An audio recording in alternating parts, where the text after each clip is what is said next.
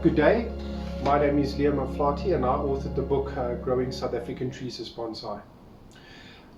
If you did happen to watch episode 1 that featured the Nuxia congesta, I had a picture that I would like to share with you of its roots. I think that if you have a look at this photograph, you can have a look at the roots and why the roots would favor being trained as bonsai when you can see how fine and fibrous they are. And if you did watch that video and you're interested in getting a Nuxia, it's furthermore a reason why it's a good species for bonsai. But let's move on to today's topic, and we're going to speak about Searsia. I'm here with Ilza van Niekerk of the Pretoria Bonsai Kai. And thank you very much for having me here, Ilza. And Ilza is a great inspiration for us all, because not only has she taken a lot of trees from seed to show material, but we counted that Ilza in her collection, she has 40 of the species that is dealt with in my book, and a lot more species as well. And amongst her vast collection of trees, she has quite a few Searsia. And that is why it made a lot of sense to come and interview Ilza today about Searsia. But thank you for having me, Ilza. Thank you, Liam. And it's a privilege for me too. Okay, thank you so much. There was a couple of things about Searsia that you wanted to share with us. What would you like to share about them? Searsia was previously rose, and there's over 100 different species in South Africa. And the distribution range in many climates, like some from desert to tropical. Then they all have distinct three-leaf formation, Yes. which I think is very nice for having different type of trees in bonsai. Yes, yes. Some of the common names that you might find for Searsia in English is the Coir, the currant, or the Crowberry. What were some of the common names that in Afrikaans? There's the Coir and the Taibos and the Crowberry. The Crowberry, yes. There are many variations, and usually describing its berries, but those are the most common names that you will find. What observations of the species can you make for us, Ilza? So what are some of their features or their strong points, especially for bonsai? There's a range of characteristics, like some is evergreen and the others are deciduous. Yes. And some are very nice autumn colors. Yes. And one of mine actually flowered this year. It's very small flowers and nice berries, which is also good looking for bonsai trees. And then many leaf types like serrated. Yes. And some are small, are smooth, and then varying. Some can take frost, and other can take frost at all. Especially this year, it's very cold. Yes. All right. Thank you very much, Ilza. Let's start to have a look at your common Coir tree here. The first Searsia that I thought that we could speak about is the common Coir. Here is Ilza's common Coir behind us. And I wonder, Ilza, if we have a look at the common Coir around us, they're all over the place in gardens and on the sides of pavements. When looking at the common Coir, what observations would you make about the tree as it grows as an adult tree, while it would be assumably good for bonsai? I think it's very available in gardens and nurseries. They pop up in all garden beds. They have a very rough bark. Yes. And they grow with a natural movement in the veld. But I put some wire on to get some movement on this one. Yes, yes. You know, even me, Ilza, when I'm driving around in our neighborhoods and all of that, and I look at the Coirs on the side of the road, and I see their rough bark and those natural S movements that they make, I always picture having one. I always picture having like a twin trunk or a multi-trunk Coir in like a beautiful dark brown unglazed pot, with these wonderful S shapes and these thick trunks with this like rough bark and this evergreen foliage which they're known for. And it is just such a pity that they are a bit of a difficult bonsai subject. But would you like to tell us a little bit of the history about yours? Yes, I collected it from the veld, from the wild in 2018. It was a lot smaller than now, but it's a difficult tree because you see that dying back of the branches. After repotting and after pruning, there's also always a availability or possibility for it to die back, which is not nice. You Yes. always worry about, is it going to grow, is it what's going to be like. Yes. You see, I feel that it's unfortunate that it does have these problems, and these problems that it's having is not only for you, Ilza, and it's not your only observations, because many people try them because they're available. And you can see in the picture that I'll insert now of a grower that actually was able to achieve quite a sizable and decent trunk.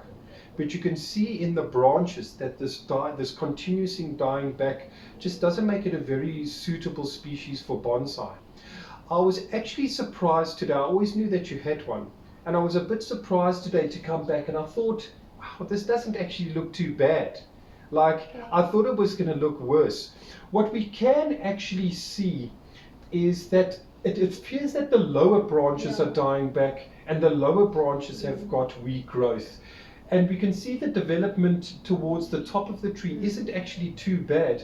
But what I can see is that you've been paying attention to pruning the top, this assumable apical dominance. And even with attempting that, the dying back of these branches is almost unavoidable. Yeah. And although that we speak about trees having the same problems, a species of this being the very available white curry, it's just as available as the common curry. In my experience, it's got exactly the same problems as this, as well as the mountain curry. The mountain curry has got exactly the same problems, so these three. So besides the three common ones that are unfortunately not very lending to bonsai, we do, however, have very successful Searsia for bonsai, and you have a few of them. And we're going to go get them now. Okay. One of the more successful Searsia that is in your collection is the blue Coir Bush, or in Afrikaans? Die blou Coir. Yes. Now, we went around in a couple of circles with this one because it was difficult for us to identify which species it was exactly. And we found ourselves doubting that it was the Granata as it was sold to you. And we settled on it being the blue Coir Bush. Do you remember how we were specifically able to identify it? Yes, we could actually confirm it when it flowered, and then when the berries appeared, then we were sure. Yes, it was because of the berries and the flowers that we were actually able to specifically identify it. Because what we find with the Searsia is that the leaves can look very similar to each other. And when we're relying on books and photographs of leaves, it was difficult, but it was when it flowered and berried that we were actually able to really confirm that it's the blue Coir Bush. Can you tell us a little bit about where you got this tree? I bought it from a nursery. Yes, here in Pretoria in 2021. Yes, okay, 2021. What observations can you make with this one so far? I think it's much easier than the Korea, and it's fast growing, and it makes beautiful flowers and berries. Yes. And it doesn't die back. It doesn't die back, yeah. That's the main reason I think it's a much easier tree. Yes, the foliage is incredibly beautiful and the leaves are very small. And I remember when I first saw this, I was quite envious that you had one, and I was hoping to get one myself. But I might still get one. We can try and make cuttings. And what are your plans for this as a bonsai? I don't think the trunk will thicken, so I'll try and make a slender, elegant tree with a nice flat canopy, like a Pyrenees style. Yes. I think that will suit. What I have observed is that some of the other successful Searsia respond well to pruning and provide quite well ramified canopies. And I think that this one will be as successful as those, and I think that it will be lending to your plan to make it a PNF style. Thank you. Should we have a look at the next tree? Yes. All right, up next we have the common crowberry or... Gewone Crowberry. Yes. Tell us a little bit about where you obtained this one. I also bought it from a nursery in 2022. Okay. And what are your observations with the common crowberry so far? I think it's much easier than the gewone Coir, and it provides that very dark, rough bark we were hoping to get from the Coir. And it doesn't die back like the other one. Yes, yeah. And what is your plan for this tree as a future bonsai? I think the basic is there. I want to develop a canopy of foliage and ramification. Yes, yeah. I think that the trunk is already good. It's got that beautiful deep fissured bark already, and we can see that it's got these attractive trifoliate leaves. We can see that the leaves are naturally bigger than the species that we had a look before this, but as we can see that they do have the potential to reduce. I think so. And I think that with this bark and this trunk and the canopy of foliage that you plan to make in the future, this is certainly going to make a good bonsai. Right, up next is just the Coir Bush, and I was very pleased that you have one, because chapter 28 in my book that deals with this species, I didn't have a photograph of one. The one that we scouted died just before we could get a photograph of it. And I was very pleased that you have one that we can share on this video today. And I wondered if you want to tell us a little bit about your observations of this species. First of all, it doesn't die back as the other one, I think. And it's got a nice, dense, compact growth. Yes. And it responded very well to the wiring. It's very hard. It's as tough as nails. Yes. And it looks good all year round, I think. It's winter now and it's evergreen, so that's Yes. a good... I mean, in the height of winter and after all this frost that we've been having, I mean, if we look, this is a very sort of acceptable sort of condition that even if you wanted to show a tree in winter, it would look very good. When you were speaking about it being very hard and as tough as nails and responding well to wiring, I think that this species is very good even for beginners or those new to bonsai. Yeah. So this is a great species, this. Thank you, Ilza. Thanks, Liam. The Coir Bush that died before we could get a photograph of it for the book. This belonged to Louis van der Walt. I thank Ilza for participating in this video and sharing her trees with us. The other successful Searsia that are proven is firstly the rub currant, and a fine example of this tree can be found in Charles Seronia's book, A Practical Guide to Bonsai Styles of the World. I believe the example in the book is his tree. The other proven Searsias are Lucida. The Lucida has is noted for its very glossy leaf. I think that varnished looking glossy leaf attributes to its common name. And the example that I have for you, which is Louis van der Walt's tree, which also appears in my book, shows a tree being able to be grown in a cascade style. And I think that indicates that the species is quite versatile to be grown in several styles. The other proven species is the dentata, Nana berry.